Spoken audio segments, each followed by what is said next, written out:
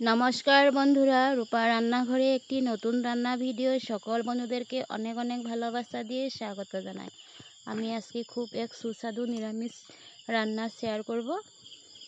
Please বন্ধুরা প্রথম থেকে শেষ পর্যন্ত দেখে সাথে আর পাশে থাকার অনুরোধ রইল। আমি কয়েকদিন ধরে অসুস্থ ছিলাম, তাই অনেক দিন ভিডিও দিতে পারি নাই। আর ভেবেছিলাম আর রান্না আমি শেয়ার করব না, অনেক কিছু ভেবে আবার ইউটিউব জগতে চলে আসলাম। বন্ধুদের সাপোর্ট পেলে আমি নিশ্চয়ই এগোতে পারবো। দেখুন এখানে কাঁঠালের বিচি আর আলু কেটে ধুয়ে নিয়েছি আর সয়াবিন ভিজিয়ে রেখেছি। সয়াবিনটাকে পরিষ্কারভাবে ধুয়ে এখন জলটাকে ঝরিয়ে নিব। আর যেখানে দেখুন আমন্ড রয়েছে, এটাকে আমি ভিজিয়ে রেখেছিলাম। ভিজিয়ে বাদামটার উপরের জুনটা পাকলা থাকে সেটা সরে যায়। ঘি দিয়ে দিচ্ছি নিরামিষ রান্নাটায়, রাঁধুনি ফোড়ন দিচ্ছি। ঘিয়ে রাঁধুনি ফোড়ন দিয়ে আলু আর কাঁঠালের বিচিটাকে আমি অনেক সময় ধরে খুব ভালো করে ভেজে নিব।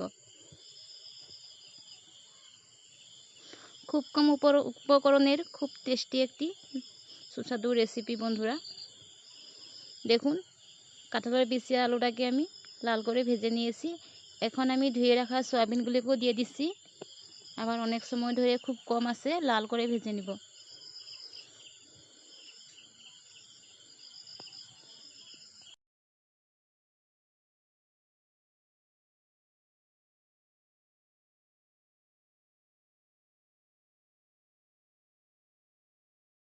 আলু, কাঁঠালের বিচি আর সয়াবিনটাকে একসাথে আমি ভালোভাবে ভেজে নিয়েছি।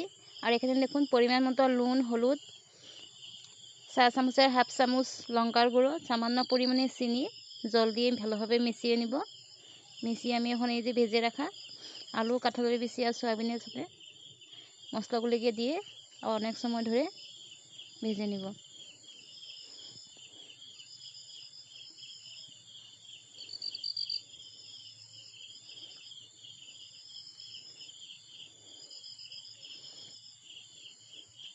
থালা দিয়ে ঢাকা দিয়ে দিব এখন।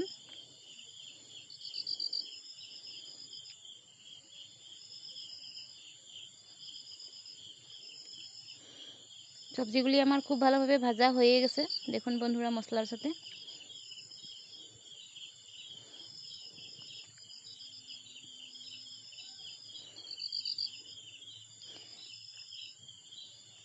এখন আমি পরিমাণ মতন জল দিয়ে দিব।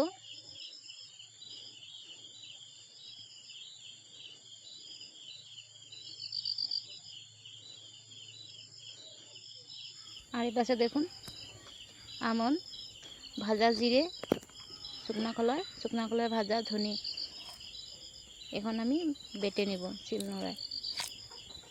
এই আমনটাই তরকারির স্বাদটাকে দুগুণ করে দেয় বন্ধুরা, অসাধারণ লাগে খেতে। আলু আর কাঁঠালের বিচি খুব ভালোভাবে আমার সিদ্ধ হয়ে গেছে। এখন বেটে রাখা মশলাগুলিকে দিয়ে দিব। বাদাম, জিরে, ধনে একসাথে বেটে রেখেছিলাম।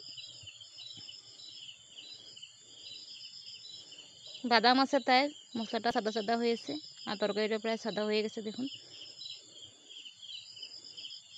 ওখানে খুব কম আছে, আমি 10 মিনিট সময় জাল দিয়ে নামিয়ে নিব। এইভাবে রান্না করে বন্ধুরা রুটি কিংবা ভাতের সাথে খেতে অসাধারণ লাগে। আমি খেয়েছি তাই বলছি অসাধারণ হয়েছে, খুব টেস্টি হয়েছে। দেখুন আমার রান্নাটি হয়ে গেছে। কেমন হয়েছে বন্ধুরা কমেন্ট করে বলবে। আর আমি অনেক দিন পরে ইউটিউব জগতে চলে এসেছি আবারও সব বন্ধুদের সাপোর্ট পাওয়ার জন্য। প্লিজ সবাই সাথে আর পাশে থেকো।